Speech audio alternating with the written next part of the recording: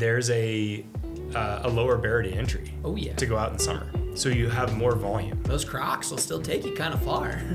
My 5-year-old will tell you. He loves those Crocs. He has the off-road mode. He's got off-road mode. Welcome to the Backcountry podcast. I'm your host, Nils Mindnich, and today we're going to be talking to Mr. Matt Bluher. Now, Matt, you are the director of brand marketing for Backcountry. However, you are also a avid skier, a rad dad, a rock climber, and it's debatable. One heck of an angler. How are you doing, man? I'm good, dude. It's good to see you. It's good to be in here. It's good to have some drinks and chill. Yeah. Have a conversation. Yeah. I'm excited. Yeah, I would not call myself a rock climber. Not even in like a little sense of the word. I like climbing on rocks. Okay. I don't identify as a rock climber. You had mentally been there. I love but physically you're not there. I love getting out. I love getting out on rock. I like pulling plastic at the gym. I love all that stuff. But you know, man, I don't think I'll ever be strong enough to go and like just crag all day. You know, like I really love long routes, easy climbing, just somewhere. It's like a means to the end, right? Like how can I get cooler? How can I get to a cooler place? How can I get further out there? How can I like explore places that fewer people haven't been? And that's, for me though, like I'm not a rock climber. I like climbing. It's a good cross training. Fair enough. Not like you. Yeah. So. Different, all perspective. I mean, well, honestly, man, that's actually kind of a good segue into the first thing I sort of wanted to talk about, which was like on a very broad scale, I would consider you an outdoorsman to Fair. like a very like high degree. And that's not like one thing or the other. You know, a lot of people in outdoors find like one activity, maybe it's running or biking or something, and they kind of hyper focus on that one thing. You, on the other hand, you seem to sort of have like this resume of like being, you know, you've at least experienced or tried or like checked out so many different aspects of what there is to do outside, and like how do you do it, and then like where did that come from? Is it an adventure thing, or like how did that start? Have you always been like that? Well, I can say this, like it started, I mean, I'm ADD, right? Like diagnosed, like, you know, could be super medicated, choose to be, you know, mostly not medicated. And what I found at a pretty young age is that the outdoors was like, I needed that to help me find center and focus. Growing up, put me in a classroom 8 hours a day. I was a twitchy mess. I was like, you know, I think there's a video of me sitting like, it was like my sister, my dad, some cousins, and then there's me sitting in the corner, like just like rocking, like I need to go do something. Like I could not sit still. Yeah. And so the outdoors was just this natural, like, hey, go play outside, you know. Totally. And that was before we're all worried about, you know, the things that we are today and kid safety and all that. So I think that's where it started. Like it's just this desire to be active all the time, or need to be active all the time, to like be able to then come into a classroom or a office setting or any focused scenario where I have to sit down and like accomplish a task. Yeah. And so, I mean, you've been out with me in the morning. We've met up at 5:45 and done the skin track. I've been dragged along on morning adventures for sure. Man. But you know, that's why I do it. That's why the morning is my time, because I have to get that like thing out, whatever it is, but I've got to get that energy exertion out of my system. And then I can come to work and I'm like, I feel good. If someone knew the days that I hadn't worked out, and then I come to work and like was keeping track of how I behaved at work, they would notice a marked difference. I mean, it takes like a mature perspective to kind of like set that boundary almost, right? Where you're like aware and cognizant and organized enough to be like, if I don't create this space for chaos in my life to just like get out all the energy, then I'm just gonna like fall apart everywhere else. And I mean, it's the same. It's not just work though. It's home life. It's everywhere. It's like I'm if I don't get some kind of activity, even if it's just like stretching or like a quick run on the treadmill or like, gym sesh for 30 minutes or something like that. Totally. Yeah. I'm less patient with my kid. I'm less patient in my marriage. I'm more quick to judge, more quick to be like, why didn't you get this? My wife's just as busy as I am, if not busier. Yeah. And so I'm like, well, why didn't you get this done? I'm like, I can't even ask her that. Like, she makes more money than me. Like, your job's more important, arguably. Bro, man, that's really cool. And like, correct me if I'm wrong, but you were also kind of in a space growing up that you had access to a lot of like outside opportunities, right? Like for the most part, it was like somewhere in Idaho, wasn't it more rural? Wyoming. Yeah, so I say Wyoming. I mean, so like the least populated state in the country or something. Yeah, sure. I say I'm a slut because I've been everywhere. Like I've been everywhere and kind of had to adapt to whatever the environment was. My parents many times growing up like didn't live together, and so I, even though they were married, they did not live together. So it was like I had to live in different places and kind of adapt. But then you hit high school, you do all the traditional sports stuff, right? Like that's kind of what you end up getting suckered into. And so that became the outlet, was like traditional kind of ball sports and team sports and things like that. Totally. And it wasn't until kind of midway through college that I like refound the outdoors. Interesting. So there was like there was a significant block of time where it wasn't really a part of my life. And by the time I had graduated school, moved to Vail, Colorado, where I spent 6-ish, 7-ish years. Okay. That I was like, this is me. This is like who I am. Like it's I'm going to build a life around this. And you like continue to do so. I work at Backcountry, so. Yeah. How did you end up maybe transitioning out of that role and like finding your way to Utah, and then maybe finding yourself into what I would consider maybe a more professional background as opposed to big boy job? Yeah, big boy job versus like theoretically maybe there's people out there who continue to find seasonal work in order to fulfill their more sporadic seasonal lifestyle. I tell this story to a lot of people, like in the hiring process, the interview process, even like I get hit up frequently for like mentoring opportunities, like with interns, stuff like that. And so I graduated in 2008. I don't know if you remember what happened in 2008. You were probably 9. But, I remember. Yeah, it was, there wasn't a lot of opportunity for young kid, no real work experience. I mean, I worked on a ranch. I had like labor experience, but no like work experience around this career that I want to go into. I was like, okay, I like skiing. I might as well go skiing for a year and figure it out. Maybe this economy, this recession will kind of stabilize, and I'll, go find a real job. So Vail was a great choice. At the time, I think I could rent a 1-bedroom inside of a multi-room townhouse for like $600 a month, which it's not bad. Yeah, it's not bad if you know what the prices are like in Vail today. Sorry, Vail. It was relatively inexpensive rent. I could get a job working in a ski shop. I could get 100 days a year skiing, and I didn't have a whole lot of responsibility. It was like college without the homework. I had to go to work, I had to show up, I had to shave every day. It was kind of like this cool, I call it like a gap year almost. Like in that gap year turned into a gap 6. And then naturally, I met my wife in Vail. We were ski bums together. She ran one ski shop, I ran the other ski shop. No way. Oh my God. And I was getting kicked out because he wanted to jack the rent up. And so I was like, hey, it was a team meeting one morning. I was like, does anybody have an extra room coming up? I got to get out of my situation. And this girl's like, we do, come live with us. And so I move in, and she's like, he's kind of cute. And I'm like, she's kind of cute. So we go skiing together. Little did I know, she grew up ski racing in Wisconsin, and all of a sudden, then raced NCAA. And we go skiing together early season. She's like, oh, you can ski. And I'm like, oh, no, you can ski. What's up? What's up? Yeah. What's so up? Anyway, here we are almost 12 years later. Dang, just a couple of rental shop juggernauts falling for each other in Vail, Colorado. Love story. So 2008, wasn't a lot of jobs. Moved to Vail. I started working in retail stores. That's it. Tuning skis, doing boot fits. whatever I could, whatever, the job was in that store, to not get fired and also have enough money to go party at night and go ski all day, ski as much as possible. I kind of fell in love with retail.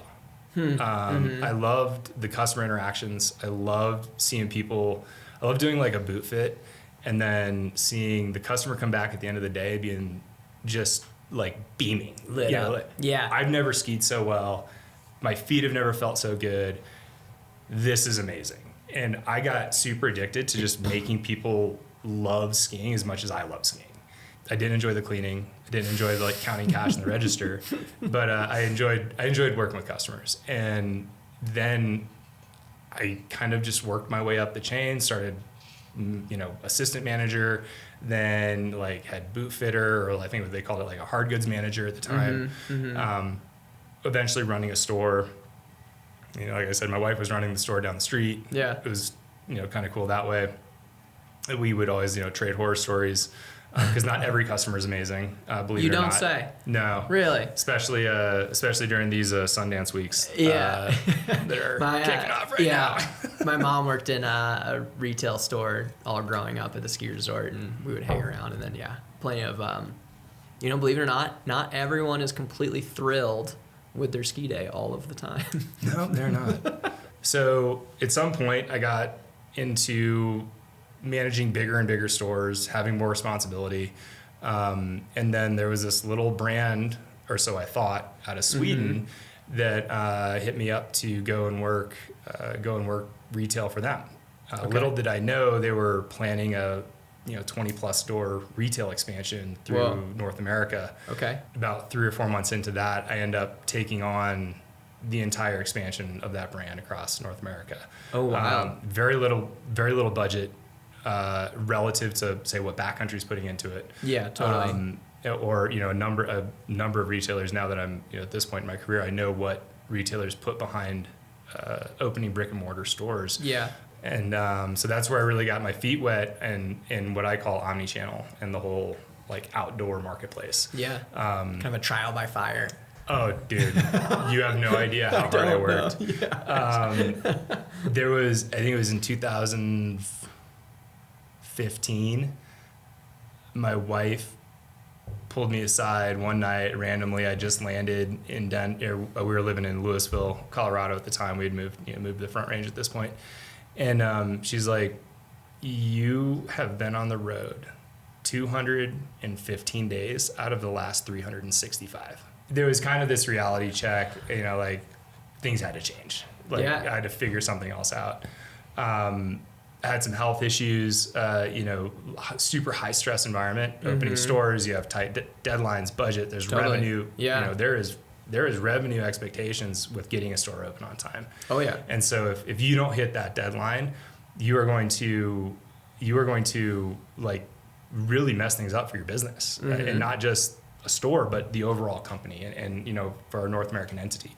I was like, I got to make a change. I can't be on the road this much. And I got a text message from the CEO of Black Diamond. He was like, hey, you got this job. You want to interview for it? Whoa. Just kind of a random, he looked up your Facebook. No, I wish it was that cool. This guy looks like he can ski. I have a hunch his wife skis too. Bro, I wish it was that cool. Send you a DM real quick. CEO back.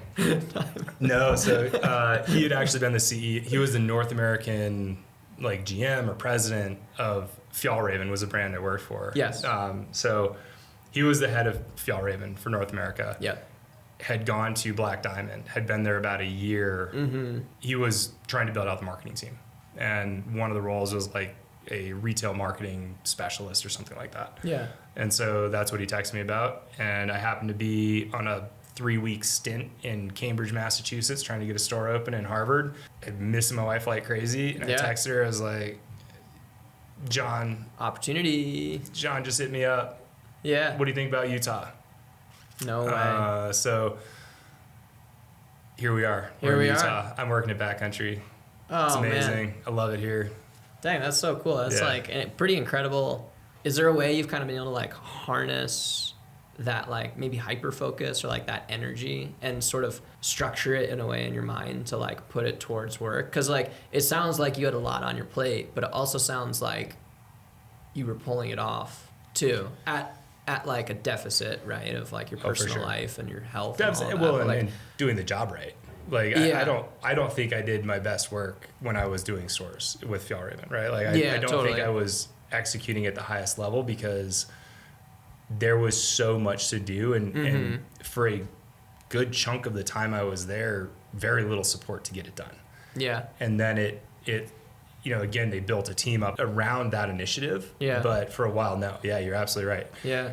I truly love what I do. I don't think I've worked a job that I haven't loved.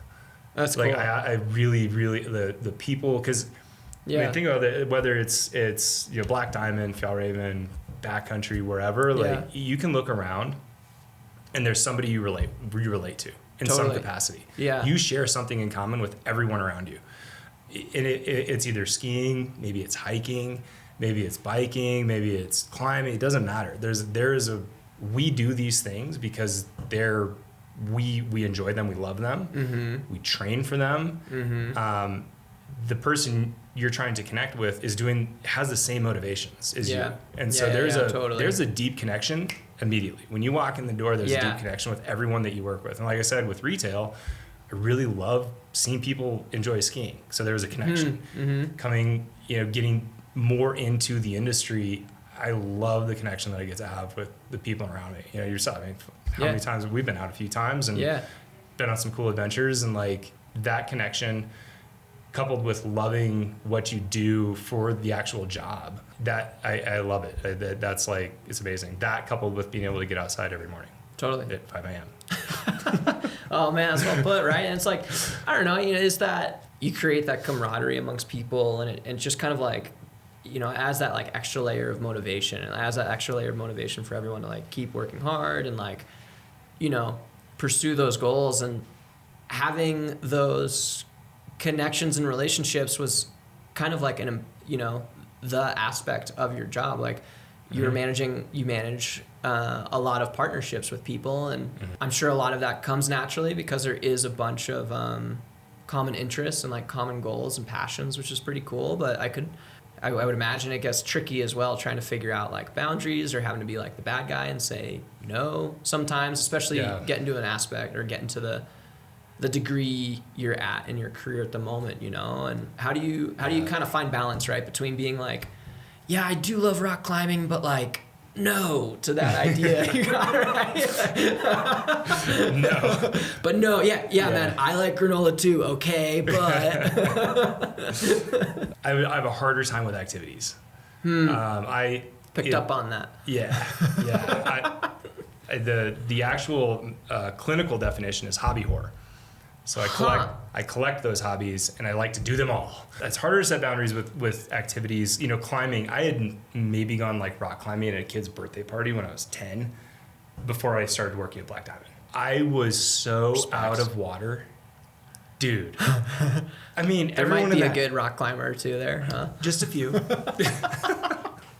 I mean, these guys would go and send, like just casual, like double-digit bouldering problems on their lunch breaks at work, and I'm like, I don't even know how is this climbing shoe supposed to fit?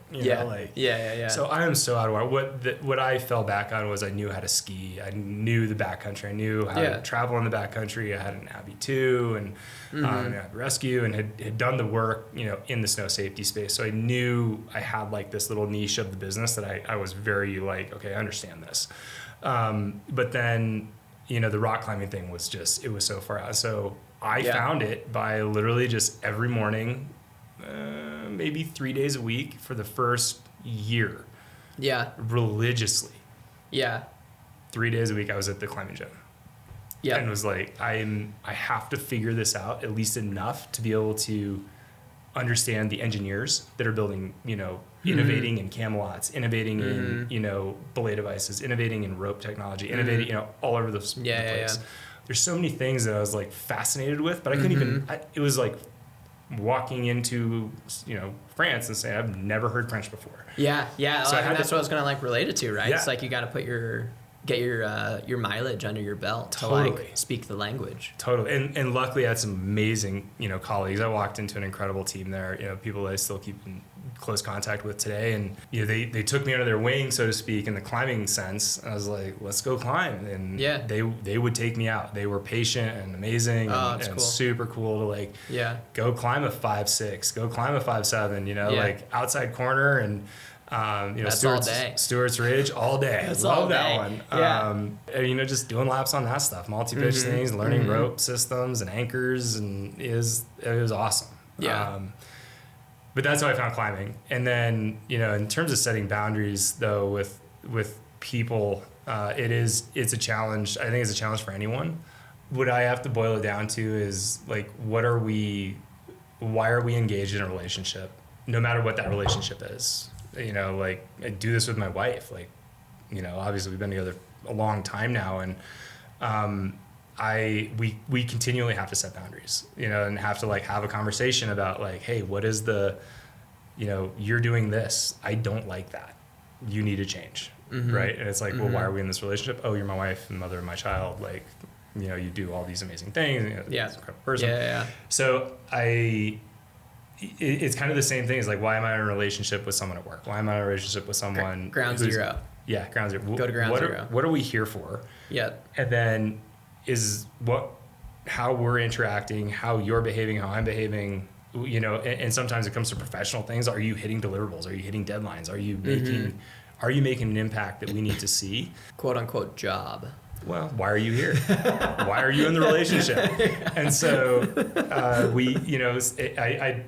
it is a great way of putting it, and you are distilling my verbose answer into like the lowest common denominator.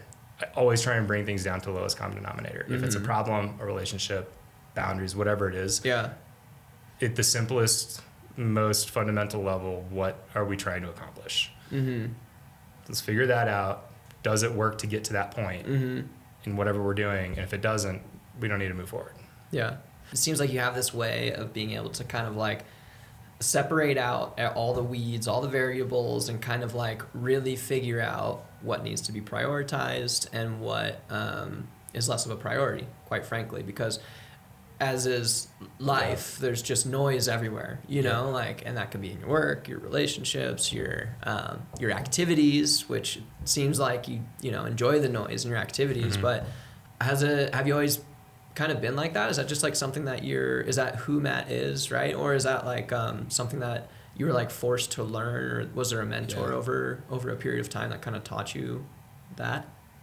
It's definitely a learned skill for me. It might not be for everyone. For me, it's a learned skill. There's a few influences that have impacted that skill set. First being at the outdoors. Like number one, like if you get into a shitty situation, prioritization is how you get out, right? Yeah. So if there's a bad scenario or you are alone and you don't know what to do, distill the problem. Like find what is the thing that you need to do first. Okay, what's the next thing? And then you define a path. If I do this, this, and this, I can get to my end result, which is getting out, getting home, whatever that is, whatever your thing is. Be safe. Get back to the rental shop. Yeah, right. Dude, I have some stories. Oh boy.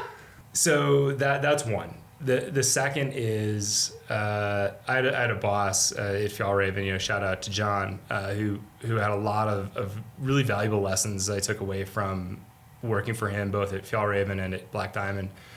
John always said there's 10 things that are gonna hurt your business at any given moment.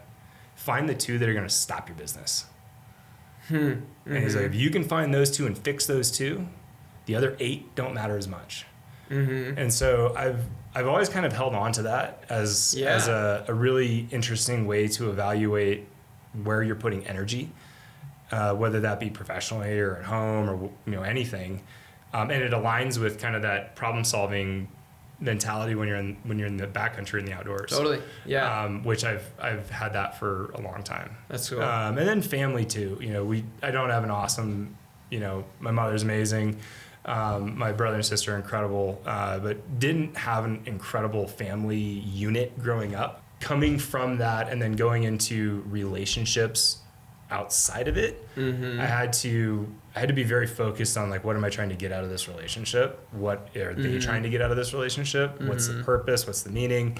And so that just the transition of it was hard for me. Yeah. Having I bet. valuable young age too. connections, valuable relationships, girlfriends. That was really difficult for me at a pretty, you said, like a younger age. And so approach everything with intent. Know what you're trying to get out of it. Prioritize where you need to work. Wow, that was cool. I liked all of that. That was some very good insight that didn't come by easy means, I would say. Life's life, dude. Yeah. Sort of like to evolve this conversation within Backcountry, kind of right around the time you started at Backcountry, was around the year 2020. And in 2020, there was a fun little event that took place that affected a handful of people. Yeah, just a few. COVID, and it definitely affected the outdoor industry. And I think it's kind of it'll be cool to get your perspective on it, right? Because you're working on both sides of it. Not only do you work in the outdoor industry, you work in sports marketing and all, you're very involved on the back end, if you will, but you're also every morning, as you said, like at the forefront of what is it? Do the thing. You're doing the thing, right? Yeah. So seeing the changes that sort of took place over that time period, working at an outdoor brand, and then seeing the changes out in, real life, if you will. Like, what was that? What was that experience like? COVID was a pretty wild time for the outdoor industry. You saw massive influx of people participating in outdoor activities. Obviously, you say, hey, can't do concerts, can't go to the bar, can't go to the restaurant, can't go like to a friend's house. You can't do all these things. What are people going to do?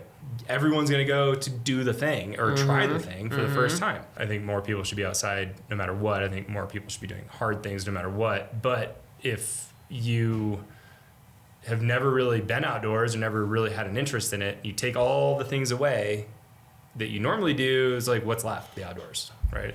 No matter what city you live in, you can always go walk down the street. And there are people in unfortunate situations that can't always go walk down the street safely, but a lot of the U.S. can. And so we saw everyone going outside.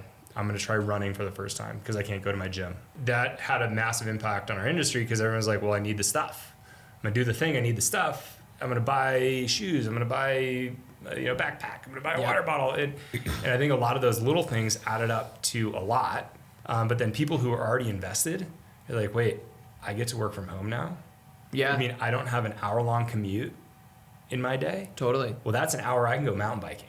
Yeah. Or an hour that I can go running. You shifted the entire work transit structure paradigm for people that are already doing the thing. Yeah. You're like, wait, now I have more time to do the thing. Well, now I need better stuff. Yeah. So they all upgraded. Totally, yeah. So it's Right? either people upgrading or people geting introduced to it, right? Correct. It's, compounds on itself. What changes did you kind of see, out in the field with other civilians, right? And what, I'm sure I had experiences too where I could tell that there was some greener folks in my proximity, and at times it was not the most confidence inspiring. My kid's the example, right? Like, there are days when he will lose his mind because he doesn't want to take his Crocs off. I'm like, okay, buddy, we're going for a hike. Like, we're going up. Yeah. It's gonna be rocky. He's like, I'm wearing Crocs. I'm like, you're gonna learn a valuable lesson today. So, but to that, it's like, those the people that are newer, people that are less experienced, and you see them out. It's like, what, awesome. Hell yes. Like welcome to the herd. Obviously there was this uptick in participation. We already talked about that. The way I saw impact was, I think, people not understanding how to be stewards of the outdoors. It's a good word. you and I think just about anybody in this building, anybody that works in the industry has a pretty defined guardrails of here's what I can do and here's what I can't do. I think there's been a lot of media, a lot of articles, a lot of commentary about people being disrespectful in the outdoors. But I don't want to call it that, because I don't think, like, disrespect is, to me, knowing something's wrong and doing it anyway, versus I think ignorance or naivety. Like, if you're there and you've never been there, how do you know how to behave? How many trailheads do you go to in the Wasatch? I can't count them all, right? A lot. More than 3. It's a random number. More than 3. Gotta make sure you're still listening. To you, always. No, but like, you know, you're at a trailhead. Does it say, please don't bring a plastic water bottle? If you do bring a plastic water bottle, don't throw it on the ground. Yeah. Like, these are like very, to you and me, this is like, duh. Don't throw the plastic water bottle on the ground.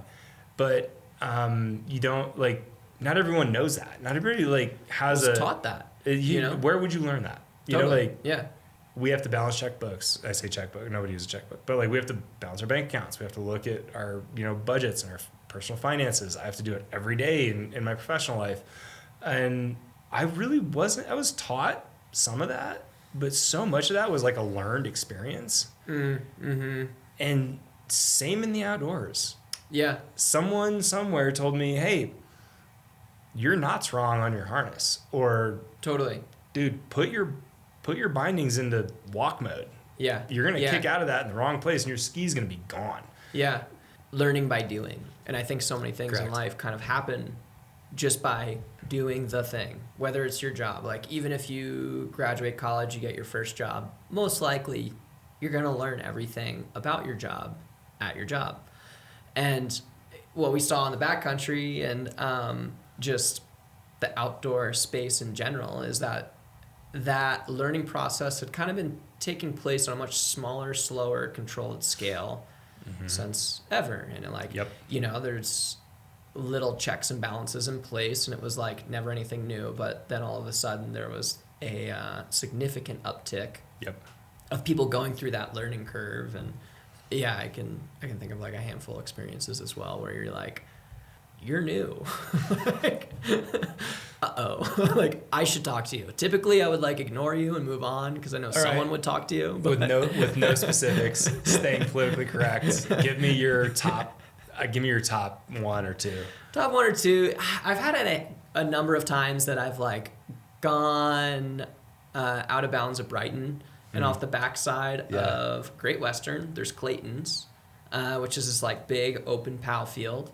And to like the average viewer, you could like follow the tracks past the gate that also has like a very clear marked sign that says like, you are leaving the backcountry. There are avalanches. There's like a skull and crossbones. You're gonna die. Yeah, it's like, it's a good like fear tactic vibe. Yeah. I can think of at least one time that we were back there and it's like 100 feet from the chairlift. And like some guy walks up, no backpack, which means no beacon shovel probe, which means no experience, which means innocence is bliss. And he's like looking down into like the run, like kind of eyeing up, like asks us where we're gonna ride, and we're just like, you gotta go, you have to leave. Like, I'm sorry, man, like today is not your day. Like you missed some pieces of the puzzle. And like you could die, and like it's not even, you know, okay, you don't care. Let's say you theoretically don't care about dying right now. Well, then I have to dig you out, and that's like a super shitty day for me too. So like you have to take in consideration who's around you, who's like gonna help you, you know, all these other factors that like you just don't know coming out of the gate, right? Like, and that was and he was like a little bummed for sure to like hear that, but then you have like 5 dudes telling you like, you should leave, you could die, we would have to deal with it. Yeah. He was reasonable and left. And that's good. I mean, you hate to see it, but you love to see the response. Like, as long as they listen. That's like the nuanced nature of the outdoors as well, is that you take on and you kind of touched on this earlier, you take on like a large amount of risk. Yeah. When you decide to do some of these activities, and the skill set that you develop through being able to make decisions in that realm, just takes time. Yeah. You know, it takes guidance, takes mentors. We have a unique lens on like winter sports versus summer sports, because I think both of us probably steer more towards the winter sports in terms of where our like where we get frothy at the mouth. Abilities too. Abilities. Yeah. So we did this really cool partnership with Recco. Have you ever heard of that? You know, Recco, they're in all of this stuff now. I feel like they've done a really good job putting their product in a lot of places, and it is a very valuable product. If the jurisdiction where someone's recreating knows how to use it. And one of the data points that they said is how many people get lost in the wilderness in the winter. And there's a handful. We always hear about the really tragic incidents in the news and in our community when there's an avalanche or there's someone truly does get lost. The statistic that I thought was the most interesting is that it's like 100-something% more people are lost in the summer than in the winter. Interesting. And so there's all this like, oh, well, snow safety, you got to have record, It's like, actually, it's way more valuable in the summer. Interesting. Because it's nice out. Let's go for a walk. Yeah. There's a lower barrier to entry. Oh, yeah. To go out in summer. So you have more volume. Those Crocs will still take you kind of far. My 5-year-old will tell you. He loves those Crocs. He has the off-road mode. He's got off-road mode. But when you have volume, lower barrier to entry, and like just accessibility without the snow, you're going to see more people go out there, and you're going to see more people get lost. And so, totally. The summertime is where I saw the most like kind of flagrant fouls, so to speak, and was very stoked to like give people water when it's 105. Yep. Give people some recommendations on their footwear choice. Yep. Or blue jeans versus running shorts. Yeah. You don't say. Simple I guess stuff. I mean that kind of like answers my next question too, is like what would be your take on what is a solution, right, for a high volume of new people? What we need is education. But as we've already talked about, education comes from experience. You can go to school all you want. I don't remember, like, if I told you what I used for my college experience last week, I probably couldn't tell you one thing. Excel. I didn't learn Excel in college. I mean, I sort of did. I tried. Sort of, but not in the capacity that I use it today. Yeah. So there's this education needed in the outdoors. And I think what the world is struggling with is what is the vehicle to deliver that knowledge to a mass population? Yeah. And how do you get them to want to consume that? Like that, the knowledge is there. There are so many resources. If you go look, you do a Google search, do a YouTube search, even search on TikTok, Instagram, any of the social media platforms. There it is. The knowledge is there. Yeah. It exists in so many forms, from so many faces. Totally. In different languages, from different cultures. The issue, I think, is people go outdoor. Like I said, you can go for a walk down the street. Well, I can go for a walk down the trail. Yeah, totally. And I think, who knows what the end all be all solution is. But for me personally, it's kind of this, you need to find a balance too. I would say 4 years ago, I probably would just look at someone who didn't know what they were doing, whether it was outside climbing or hiking or something or touring.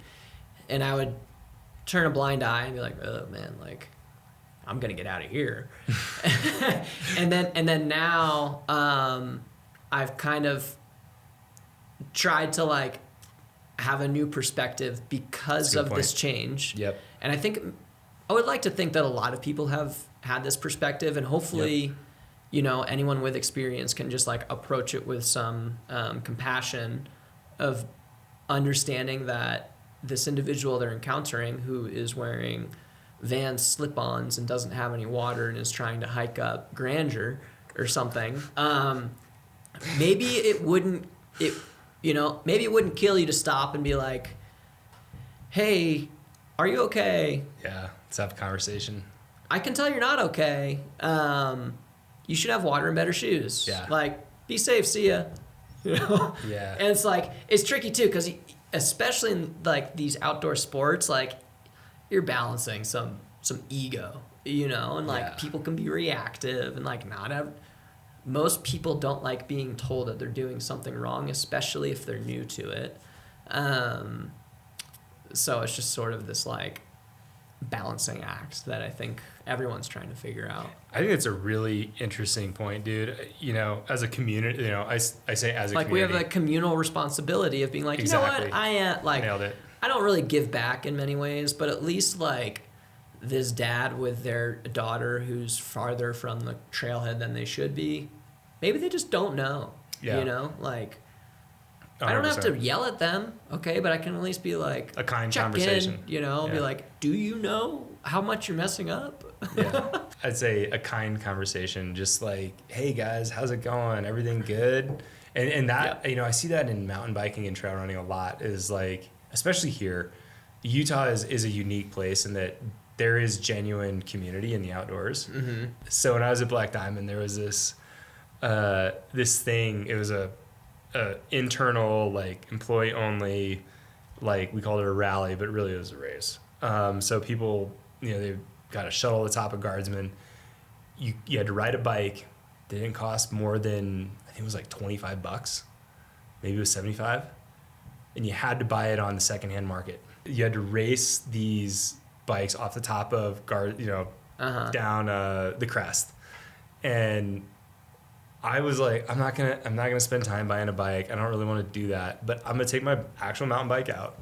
I'm just gonna go for the ride because it's essentially a company paid shuttle up to ride the crest. And I was like, hell yeah. Oh yeah. So I go out, dude. I epicked. I fully epicked. I don't know. It was one of those days. You're off. I was off. You know what I'm talking about, right? Oh like, yeah. No, I've never had an off day, Matt. Well, that's why I paid you. But seriously, so I get like 100 yards into the trail and I do this like super boneheaded move. No. End up like endoing, like just flat on my ass. There's this train of people behind me. And I was like, oh no, I've got so far to go. And now I'm in my head. Yeah. And so anyway, 4 or 5 miles in, I blow a flat. Yep. Use my spare tube, swap it out, and I'm running tubeless, so I've only got like one tube with me. Yep. And I'm then ripping down. Literally 100 yards later, my other tire goes. Ah. And how long's the crest? It's 15 miles, 16 miles. Yeah. So I'm 10 plus miles from being to a road. Yeah. Yeah. And I could have gone back up, but I didn't want to do that. And I'm like, oh no, like I just got to sit here and wait, and hopefully someone is kind enough to give me a tube or something, $1 bill. I don't know, like, bill, a pat on the back, a shot of whiskey. Like, 'cause God knows that's what I love. So I am literally sitting there, and every person that rode by for at least a 45-minute window was like, stop their bike. Hey man, are you okay? Yeah. Every person that rode by. Yeah. And maybe that says something about the mountain biking community in Utah, I'm being really optimistic here and saying I think that says something about the outdoor industry here, or the outdoor consumer in Utah, that all those people stopped, and finally a guy stopped. He's like, dude, I've got like 3 tubes. Oh, and I was like, bro, I love you. Like, I'm it's a numbers game. I'm so gonna give you a hug, man. He literally gave me a tube. He was like, you need a drivetrain? And I was like, no, I don't need a drivetrain. I'm good. But yeah, he was this overweight old man with a red suit on and a big white beard. I never saw him again. It was so weird. He's very jolly.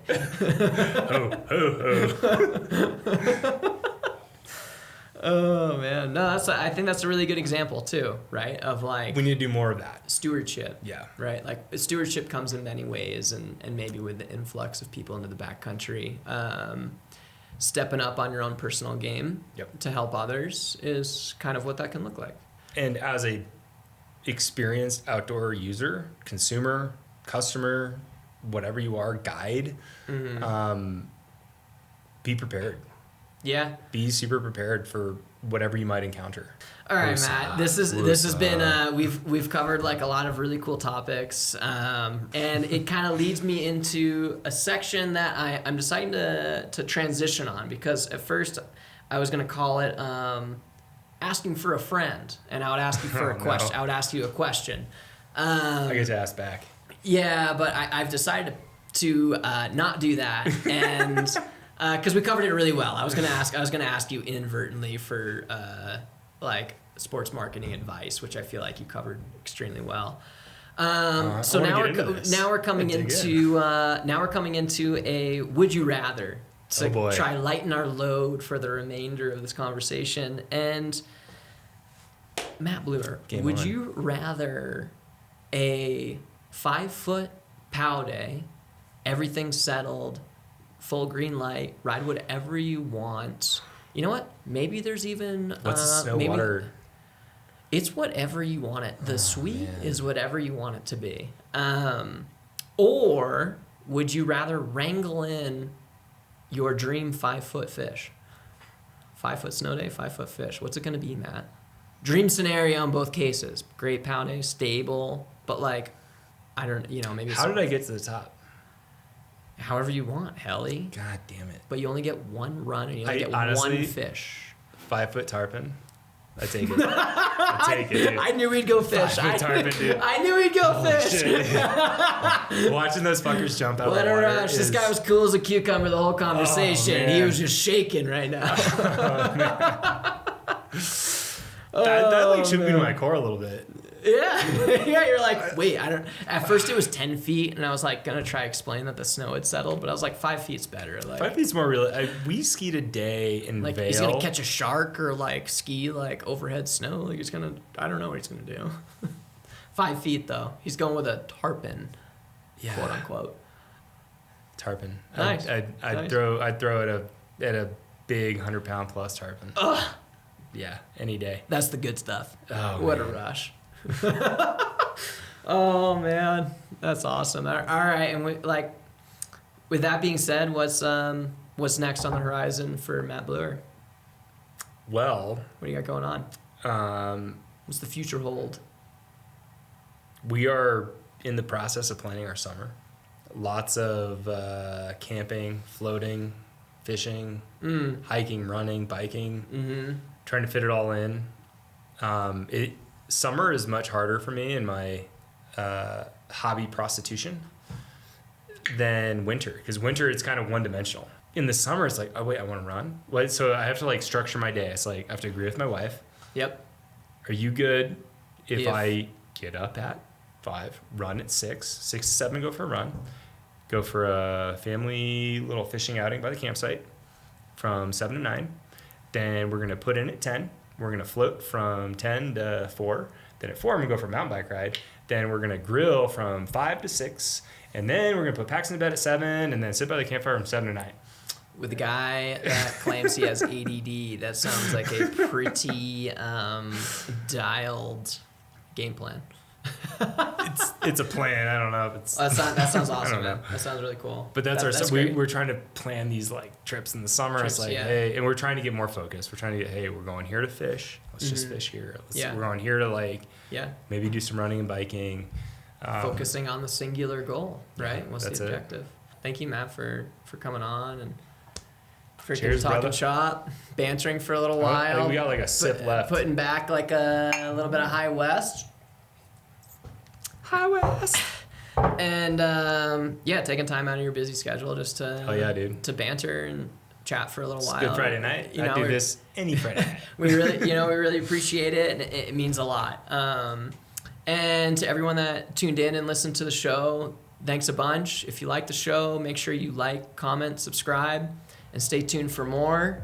I'm Nils Mindnich. I'll see you next time. Peace.